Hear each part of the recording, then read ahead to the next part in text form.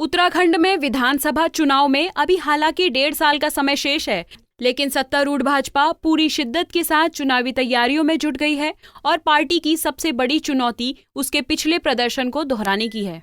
लिहाजा मुख्यमंत्री त्रिवेंद्र सिंह रावत के साथ भाजपा प्रदेश अध्यक्ष बंशीधर भगत ने चुनावी तैयारी को लेकर लंबी मंत्रणा की है। बंशीधर भगत भी चुनावी मूड को लेकर यह कहते नजर आ रहे हैं, बीजेपी सबसे बड़ा राजनीतिक दल है और जाहिर सी बात है 1.5 साल शेष है, जिसको लेकर वह अपनी सेना तैयार कर रहे हैं। केंद्र सरकार और राज्य सरकार के कामों को लेकर जनता के बीच जाएंगे।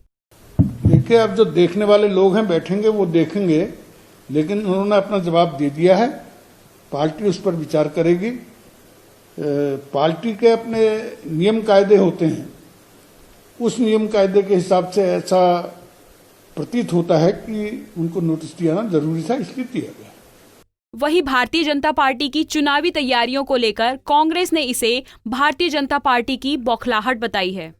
कांग्रेस प्रदेश प्रवक्ता गरिमा महारा दसोनी ने भारतीय जनता पार्टी पर आरोप लगाते हुए कहा कि भारतीय जनता पार्टी के द्वारा किसी भी क्षेत्र में कोई काम नहीं किया गया है। बेरोजगारी, शिक्षा, चिकित्सा सभी क्षेत्रों में फेल साबित हुई है और पार्टी अभी से डर रही है।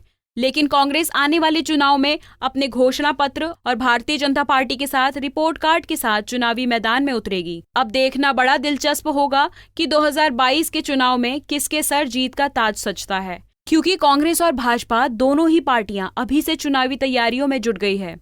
भाजपा खेमे में सुगबुगाहट है, बहुत उथल पुथल है, क्योंकि उनकी समझ में आ रहा है कि पिछले 4 साल में 3.5 साल में जो सरकार यहाँ पर रही उसने दावे और वादे तो बहुत बड़े बड़े जनता से किए, लेकिन वो किसी भी वादे को पूरा करने में नाकाम रही। अब आंकड़ों की बाजीगरी तो खूब की जा रही है। स्वरोजगार योजना को ले लें, नमामि गंगे को ले लें, तो कहा जा रहा है सारे प्रोजेक्ट्स पूरे हो गए, आचमन के लायक पानी हो गया। मैं कहना चाहूँगी यहाँ ऋषिपर्णा नदी पर चले जाइए, कितना आपका पायलट प्रोजेक्ट था वो। तो कांग्रेस पार्टी चुनावों में उतरेगी अपने मैनिफेस्टो को लेकर भी और भाजपा के रिपोर्ट कार्ड को लेकर भी कि जनता के साथ आपने कितना बड़ा कुठाराघात किया। आप बेरोजगारी के मामले में विफल रहे, आप महंगाई के मामले में विफल रहे, आप किसानों के मामले में विफल रहे, आप व्यापारियों के मामले में विफल रहे। आज पूरा प्रदेश जो है वो सड़कें पूरी खुदी हुई हैं प्रदेश की, स्वास्थ्य सेवाएं लचर हैं, शिक्षा सेवाओं का अता पता नहीं है। आप केवल सस्ती लोकप्रियता के लिए शिक्षा सेवा में सुधार की बात करते हैं,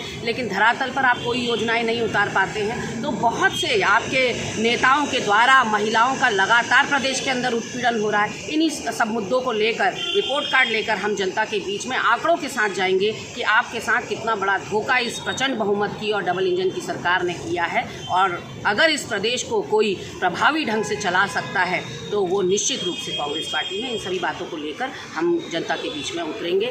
थोड़ा सा ये कोरोना महामारी का काल चल रहा है, इसके बाद ताबड़तोड़ हमारे कार्यक्रम होंगे और अभी भी चल रहे हैं। आपने देखा कि किसानों के लिए कितने मुखर रूप से कांग्रेस पार्टी देशव्यापी प्रदर्शन कर रही है और चरणबद्ध तरीके से कर रही है। आगे भी हमारा ये प्रदर्शन जारी रहे। अब फैसला जनता जनार्दन के हाथ है कि किसके सर ताज सजेगा और कौन विपक्ष में नजर आने वाला है। देहरादून से कुलदीप रावत की रिपोर्ट।